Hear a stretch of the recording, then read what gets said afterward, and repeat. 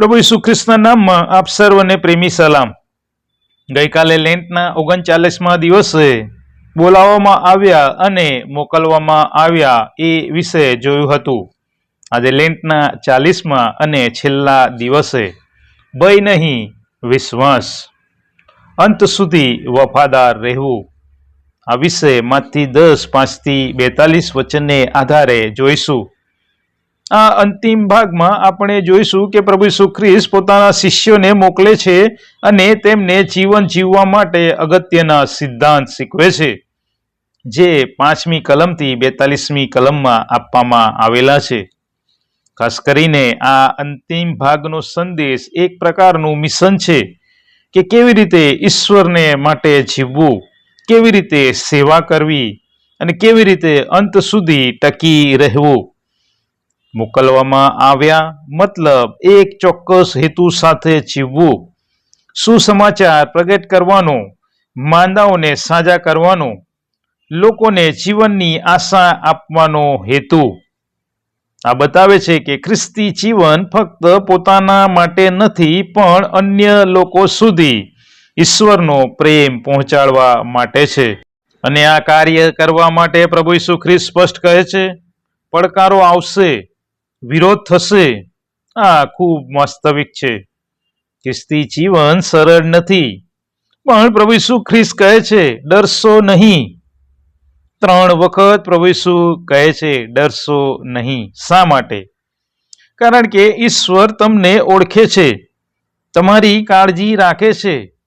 એક પણ ચકલી તેમના વગર જમીન પર પડતી નથી, તો શું આપણે એથી વિશેષ કિંમતી નથી? આગળ પ્રભુ ઈસુ ખ્રિસ્ત કહે છે, જે તમારો સ્વીકાર કરે છે તે મારો સ્વીકાર કરે છે, અને જે તમને નકારે છે તે મને નકારે છે। આ બતાવે છે કે જ્યારે આપણે ઈશ્વરનું કાર્ય કરીએ છીએ ત્યારે તે આપણી સાથે ઊભા હોય છે। આગળ પ્રભુ ઈસુ ખ્રિસ્ત કહે છે 38મી કલમમાં, જે કોઈ પોતાનું વધસ્તંભ ઉંચકીને મારી પાછળ આવતો નથી તે મારે લાયક નથી। આનો અર્થ પોતાનો સ્વાર્થ છોડવો, પોતાની ઈચ્છા કરતા ઈશ્વરની ઈચ્છા પસંદ કરવી। સાચું શિષ્યપણું એટલે સંપૂર્ણ સમર્પણ, અને જે અંત સુધી ટકે છે તે જ તારણ પામે છે।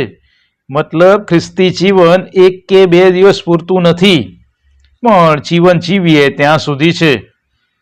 આજે એવા ઘણા લોકો છે જે શિષ્ય બની પ્રભુ ઈસુને અનુસરવાનું ચાલુ તો કરે છે, પણ મુશ્કેલીઓ આવતા લોકો શું કહેશે તે ડરથી તેઓ પાછા હટે છે।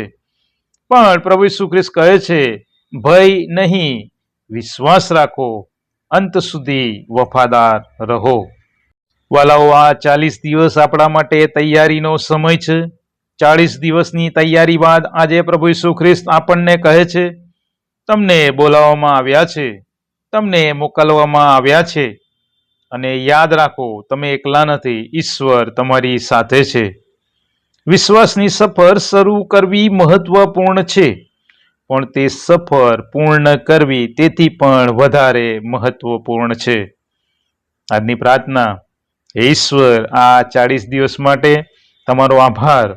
અમને અંત સુધી વિશ્વાસમાં મજબૂત રાખો, ભયને દૂર કરો, વિશ્વાસથી જીવતા શીખવો, તમને વફાદાર રહેવા મદદ કરો।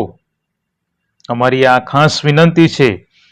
આ 40 દિવસ દરમિયાન જે કોઈએ તમને જીવન સોંપ્યા છે તેઓની સાથે અને પાસે રહો, અને તેમના સેવા કાર્યને આગળ ધપાવો। જે લોકોએ હજી સુધી તમારો સ્વીકાર કર્યો નથી, તમારી પાસે આવ્યા નથી, તેઓને તમારી પાસે આવવાને માટે રૂડા મન આપો।